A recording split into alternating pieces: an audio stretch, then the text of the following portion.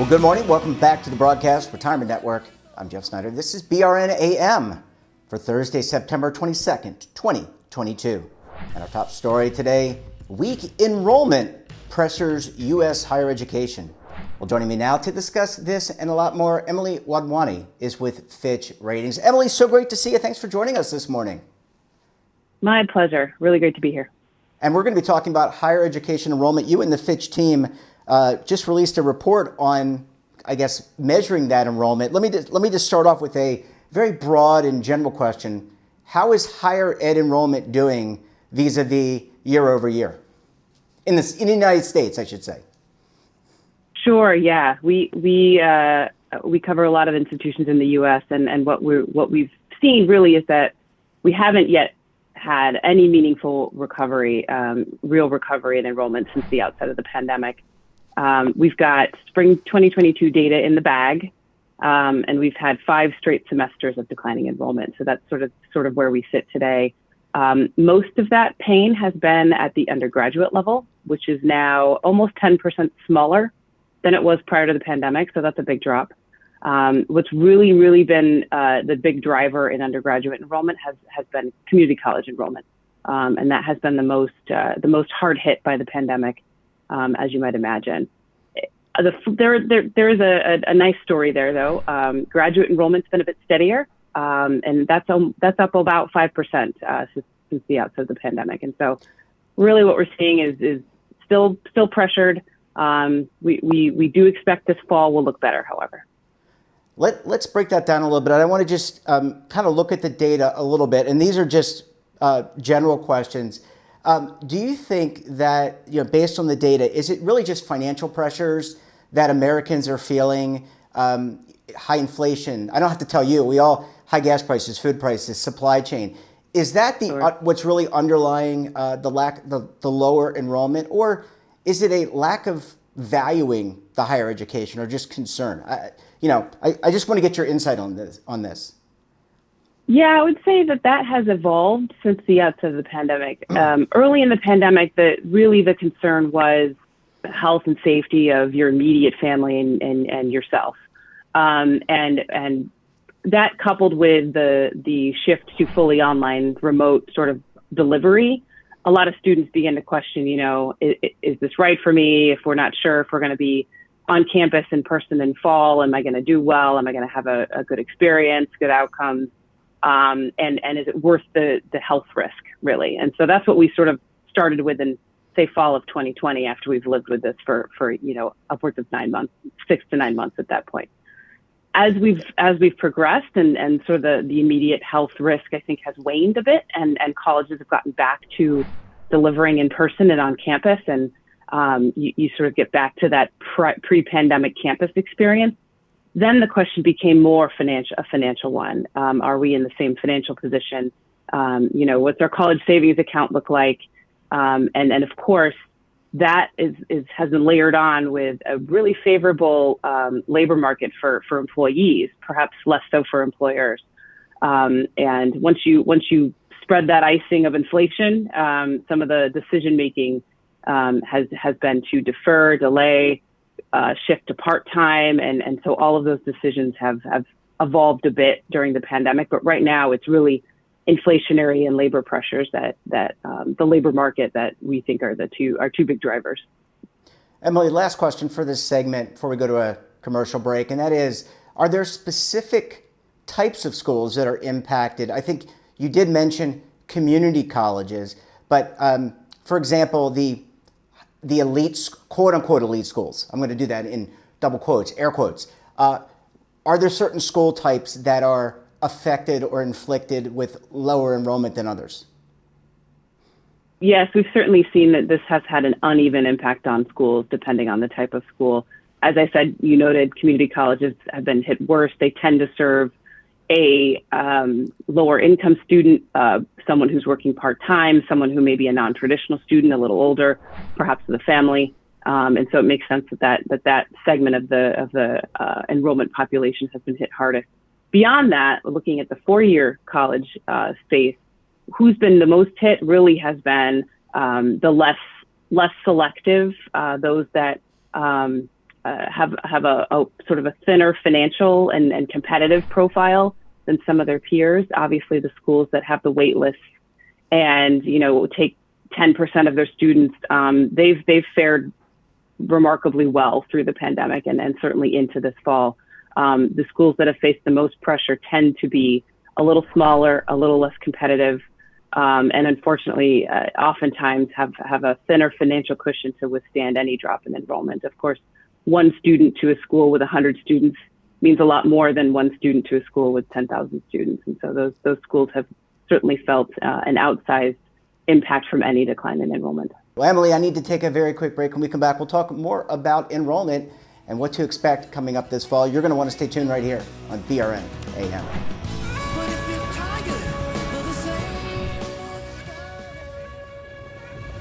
Imagine a new television network that will make you richer, healthier, and in control of your financial future.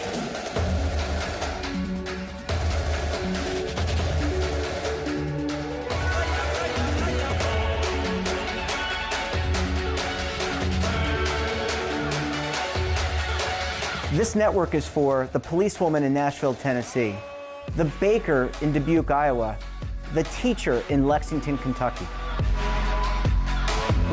We want to make the idea of savings and retirement culturally relevant. But what do you see as a defining issue of the midterms, especially for the smaller businesses? I mean, they are the lifeblood of the American economy.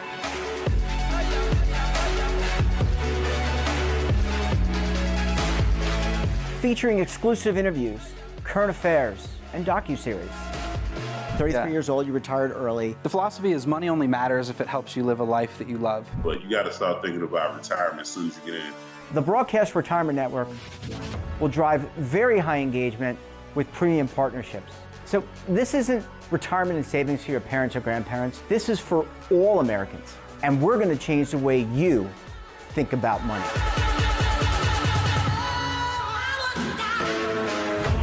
Welcome to the next frontier of retirement and savings. This is BRN, the Broadcast Retirement Network. Are you stuck with a low credit score? A credit report and score that's causing you to be denied credit or pay higher interest rates than others for the same things? Then do what Terrence did and call Credit Repaired for your free credit evaluation to help restore your credit. I started thinking about buying a new house, and my score wasn't where I needed it to be. I called and spoke with one of the representatives, and we just had a good conversation, and I liked what he was saying. Just one call for his free credit evaluation was all it took to start back on the track to repairing his credit. I'm seeing the deletions and I'm getting the report, so I know something's being done. It does make a difference to me. All it takes is one call to get started. Credit Repair has given me a second chance to have a better credit score. Don't let a low credit score hold you back another day. Do what Terrence did and make the call for your free credit evaluation. Call 800-819-4152. That's 800-819-4152. Again, 800-819-4152. Welcome back. I'm joined this morning by Emily Wadhwani of Fitch Ratings. Emily, thanks so much for staying with us this morning. Absolutely, my pleasure. Happy to be here. And yeah, it's great to talk to you. And this is, by the way, this is a perfect segment. We did a show earlier in the week on loan forgiveness, and look, what a way to follow up with enrollment and what the pressures are around that. Emily, Fitch, obviously a big, important rating agency. What does this mean from a financial perspective when an organization like Fitch is looking at a higher education institution? You're seeing enrollment numbers go maybe not where they should be. You're seeing markets kind of maybe a little disconcerting for many of us. And who knows what their endowments are doing? Yeah, so it's a bit of a Wild West environment out there right now. We did see a really strong endowment year, right, in 2021, and now we're a little bit thinner, shall we say, in 2022 in terms of investment performance. What has really anchored our ratings through both the pandemic and certainly through a pretty challenging market and labor market and inflationary environment has been, sort of the key tenets of the sector, which are, a widespread appreciation and understanding that we need a well-educated workforce. That fundamental still exists. There is broad public support, both financial and via policy. As you noted, we have one of Biden's platform. When he ran, one key item on his platform was loan forgiveness, and we have that. And so while we did see a remarkable number of outlook revisions to negative, certainly in calendar 20, when the pandemic hit, and there was a lot of uncertainty, and this was, of course, prior to any federal stimulus dollars being distributed. We didn't actually see widespread rating downgrades. We did, I think, have a heightened level of concern there, but what has persisted through the pandemic, and of course, $70-odd billion in federal stimulus went a long way to help this argument, but the sector has reserved pretty high capacity for resilience and operating flexibility through a really uncertain and challenging time. And of over, call it 150 rating actions this year, we've had less than 10 rating changes. And so this really is a very stable, broadly, very stable sector in terms of ratings. Emily, I want to ask about, before we get into and I'm not going to put you on the spot with the crystal ball, but I want to look towards maybe things that you're looking for this fall. But let's talk about international, because international students form a very big part of a lot of these campuses enrollments, a lot of these schools enrollments. Obviously, that was impacted by the pandemic because no one could go from one country to another. I guess maybe you could take online classes, but a lot of international students come here to the States. They do. They absolutely do. And that has been a challenged segment of our enrollment for even pre-existing the pandemic. That was a student population that was already sort of pressured under the prior administration, and visa and enrollment numbers had fallen pretty much consistently year over year, starting in say 2015 or so. Through fall of 21, at least, we had seen sort of 6 years really of declines. Bright spot. This is actually a bright spot. We can say with some moderate confidence that we do expect international enrollment will uptick this fall, this current fall of 22. We know visa application and school application data indicates that those numbers were up year over year. And some schools, early days, we won't see final fall enrollment numbers until, say, mid-October. But early reports of 10 to 20% increases in incoming international students. And so that's actually a bright spot. It is a bright spot, Emily. And going into this fall, and here we are, I think schools in a lot of places have started both K through 12 and college. What are you and the Fitch team looking for as numbers start to come in about enrollment? Is the expectation, again, I don't want to put you on the spot, but is the expectation that we're back up a little bit higher than we were, say, 2021 and 2020 at the height of the pandemic? We certainly anticipate not a full recovery, but some recovery this fall. What has been another bright spot is just incoming freshmen. That first-time freshman class this year is larger than it was the two preceding years, and that, of course, is a sign that, for the most part, that anchor, that core traditional student anchor of demand, incoming freshmen, perhaps the worst is behind us at this point. We don't expect it will make up the loss of 2 years of pandemic-related declines. But that, coupled with a better picture on the international student side and pretty steady graduate enrollment throughout, will have a positive impact on universities and colleges this fall. So back to school, almost back to normal. Yeah, well, it seems like many people value the higher education. That's important to know, and we're going to look forward to future reports from Fitch Ratings. Emily, great to see you. Thanks so much for joining us, and we look forward to having you back on the program again very soon. Look forward to it, Jeff. Thank you. That wraps up this episode of BRN AM. Have a topic of interest, someone you think we should talk to, drop us a line. And don't forget, for all the latest curated news and lifestyle, wellness, finance, tech, so much more all in one place, check out today's edition of our daily newsletter, The Morning Pulse. Want to search our archives, check out our latest content? Well, visit our website and, of course, all of our streaming partners. We're back again tomorrow for another edition of BRN AM. Until then, I'm Jeff Snyder. Stay safe, keep on saving, and don't forget, roll with the changes.